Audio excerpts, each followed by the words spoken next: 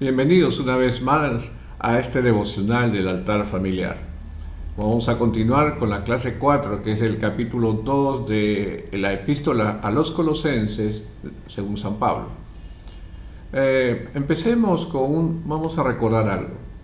Recordemos que San Pablo se encontraba en prisión y que Epafras había ido a visitarlo y le llevaba su preocupación acerca de los maestros que estaban entrando y llevando doctrinas paganas a las iglesias del Asia Menor.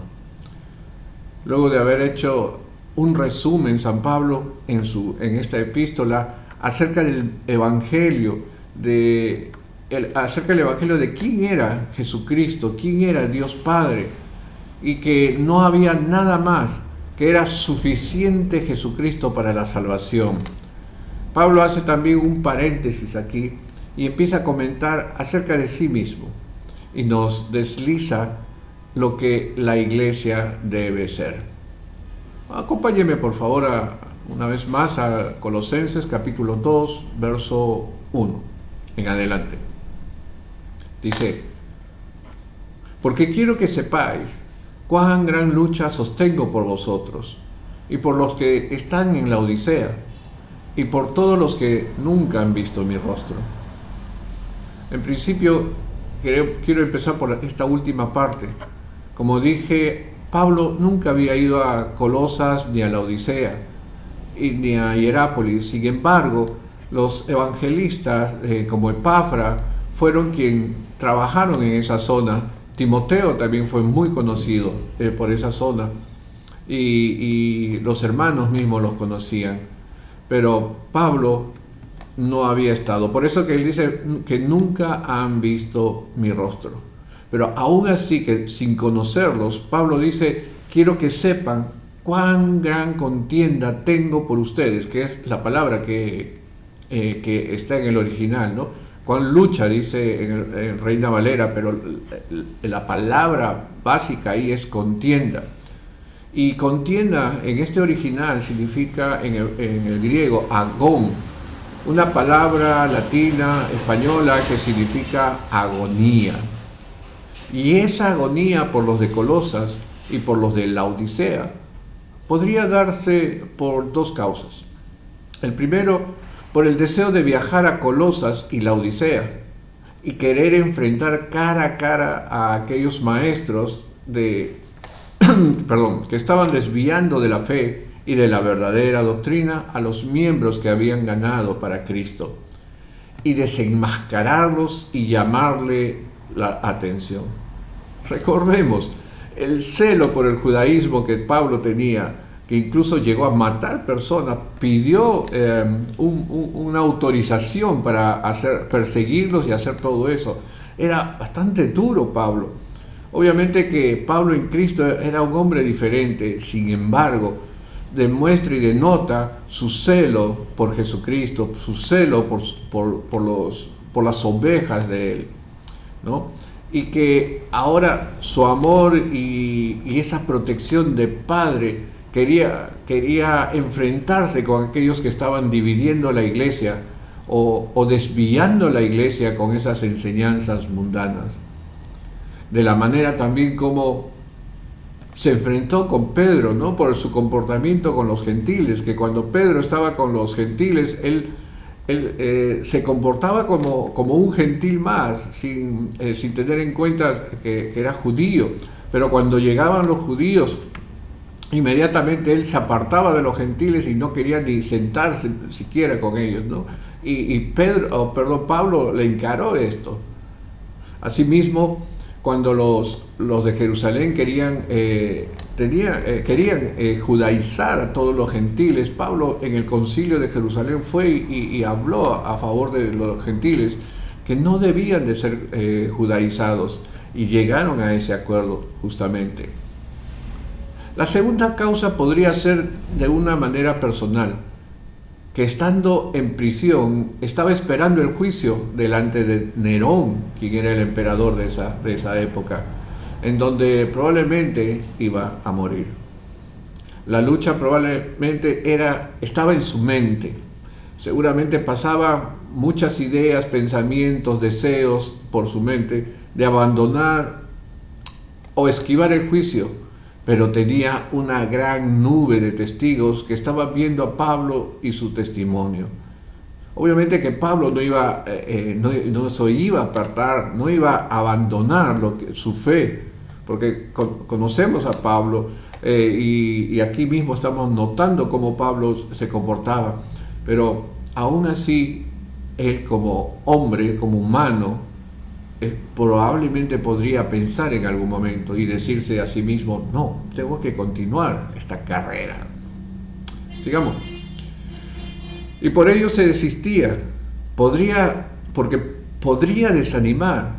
Si se comportaba o lo vieran de esa manera, podría desanimar a los miembros de las iglesias. Y por lo tanto, lo mejor era quedarse y enfrentar las circunstancias. Y lo único que le quedaba era orar por las iglesias. Debemos saber que cuando estemos en una situación o una circunstancia que siempre, absolutamente siempre debemos seguir adelante, porque hay muchos que están alrededor nuestro y nos están mirando, y nosotros damos testimonio de aquellos que están empezando en la fe. Hay quienes nos miran, como dije, y de acuerdo a nuestras acciones confirmará o destruirá esa fe. Nuestra lucha no solo es nuestra, siempre está el honor de Jesucristo y el cuidado de la fe de otros. Muchas veces he escuchado de pastores cuando conversábamos con los consiervos y me decían una verdad: pastor, lo que me está aconteciendo no puedo comentar ni compartir con los hermanos de la iglesia, porque si yo comparto mi tristeza, mi angustia, podría afectarlos a ellos. Por eso es importante que converse con ustedes, me decían. Y sí, es cierto, todos los pastores tenemos un pastor, ¿no? En el caso mío, mi pastor es mi director de internacional en este caso, ¿no? Y podemos compartir, ¿no? Podemos compartir aquellas cosas muy personales y es de mucha ayuda estar conversando con nuestro padre espiritual o con nuestro pastor, etcétera, etcétera. Ok, sigamos, verso 2. Dice: para que sean consolados sus corazones, unidos en amor, hasta alcanzar todas las riquezas de pleno entendimiento, a fin de conocer el misterio de Dios, el Padre, y de Cristo, en quien están escondidos todos los tesoros de la sabiduría y del conocimiento.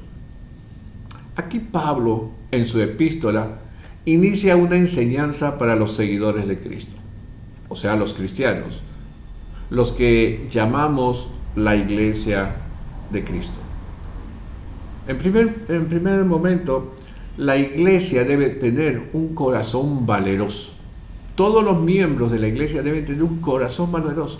La idea es estar preparados para enfrentar situaciones difíciles con coraje, que es la palabra que habla de corazones valerosos, con coraje, que es lo que permite dominar nuestra alma en cualquier situación. Coraje es la palabra. Segundo, los hermanos de la iglesia deben estar entrelazados en el amor. William Berkeley dice: no puede existir una verdadera iglesia sin amor. Y ese amor debe ser obviamente recíproco, no solo del pastor a los líderes o a la congregación, sino también la congregación debe amar a sus líderes, a sus pastores, porque los pastores y líderes somos humanos, somos personas que necesitamos ese cariño y ese amor de los miembros de la iglesia. Si tú tienes a tu pastor ahí en donde te encuentres, en la latitud, dígale cuánto lo estima, cuánto lo ama en Cristo Jesús. Y en verdad, como decía mi pastor Raúl Peña hace muchos años, qué bueno que una palmadita en la espalda ayuda muchísimo a cada pastor cuando tiene la necesidad o lo ayuda realmente cuando hay situaciones difíciles. 3. Debe ser una iglesia que corra tras el entendimiento de la voluntad de Dios y sus misterios. O sea, todo lo que estaba oculto que ahora ha sido revelado por Cristo. Aquí se usan dos palabras en este verso o el versículo: sabiduría y conocimientos. Dos palabras, sofía y gnosis. Gnosis es la capacidad de reconocer la verdad rápidamente. Y sofía es lo que capacita o es el conocimiento de una persona para dar razón de la esperanza que hay en ella. La sabiduría nos da la agilidad de reconocer la verdad. El conocimiento respalda a la sabiduría con razones y verdades enseñadas. Por lo tanto, una iglesia que aplique con sabiduría el conocimiento adquirido es una buena iglesia y que va a estar fuerte, va a estar en coraje, con un corazón lleno de coraje para estar bien plantado en las cosas del Señor. Verso 4, en cuarto dice: y esto lo digo para que nadie os engañe con palabras persuasivas. Porque, verso 5, porque aún estoy ausente en cuerpo, no obstante en espíritu estoy con vosotros, gozándome y mirando de vuestro buen orden y la firmeza de vuestra fe en Cristo. Por tanto, de la manera que habéis recibido al Señor Jesucristo, andad en Él, arraigados y sobreedificados en Él y confirmados en la fe, así como habéis sido enseñados, abundando en acciones de gracias. 4. La iglesia debe tener fuerza o poder para resistir las enseñanzas seductoras, aquellas que desvían tu mirada y hacen ver al pecado como algo natural, ¿no? Eso es lo que hacen el mundo. Trata de cambiar el valor. Tratan de hacerte ver el mal como si fuera bueno. Bueno, ya la Escritura lo había dicho, ¿no? Es como cuando el abogado del homicida quiere hacer ver ante el juez que el homicida es una víctima de la sociedad, ¿no? Qué tremendo, qué tremendo. Dice, esto se lo digo para que nadie os engañe, para que nadie se burle de ti, para que nadie te saque del camino de Jesucristo. Verso 5 dice, Pablo habla acerca de que aunque está ausente, aunque no está con ellos, dice, no obstante estoy en espíritu con vosotros, que mi corazón, mi espíritu está con la iglesia de la Odisea, que está con la iglesia de Colosas, porque ellos son parte del cuerpo de Cristo. Pablo se goza diciéndoles del buen orden que hay en la iglesia y de la firmeza en la fe. Un orden como una disciplina militar que está todo realmente como reloj, digamos, ¿no? Esa es la idea. Que todos estén en línea, preparados para cumplir, cada uno en su puesto, lo que tenga que hacer.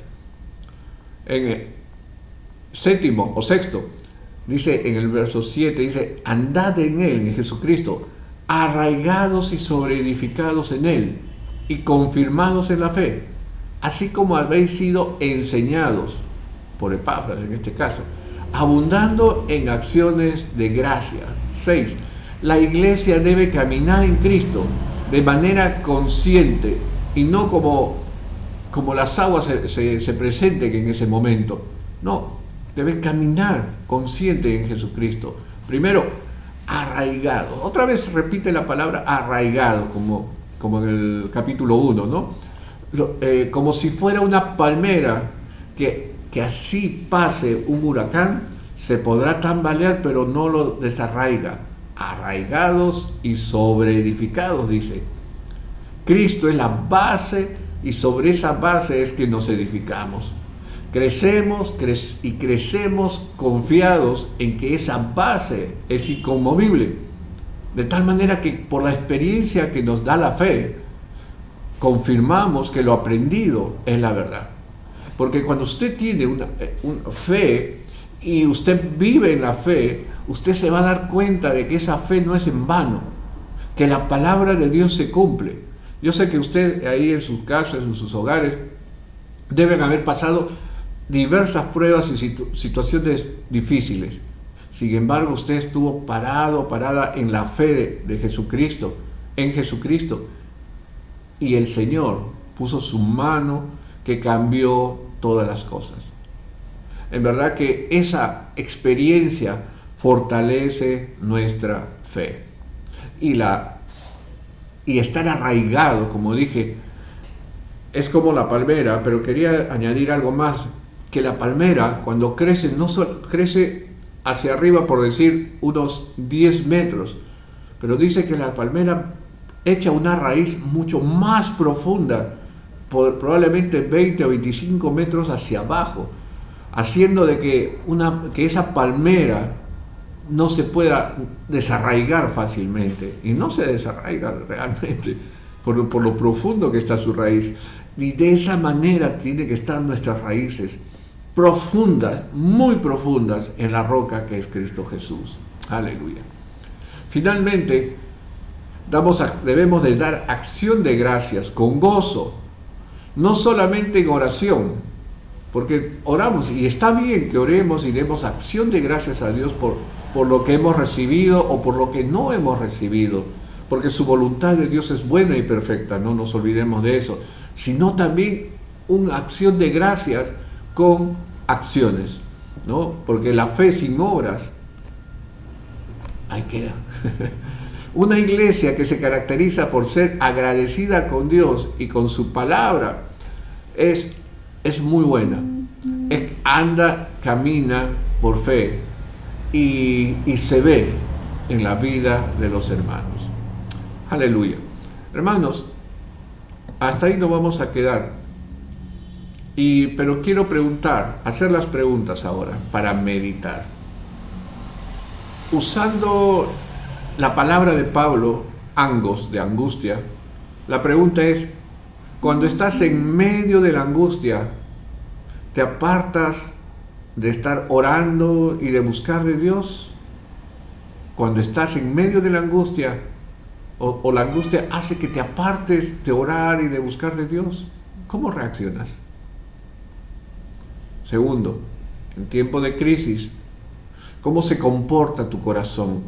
¿Con coraje, amor por los demás, siguiendo la voluntad de Dios? Es tiempo para que seas sincero o sincera contigo mismo, porque esta meditación es para ti. En el próximo capítulo vamos a continuar, o en la próxima clase 5, estaremos hablando acerca de la posición del cristiano espiritualmente hablando. Así que espero que puedas meditar y que el Señor hable a tu corazón para la gloria de Él. Ya regresamos, el Señor te bendiga.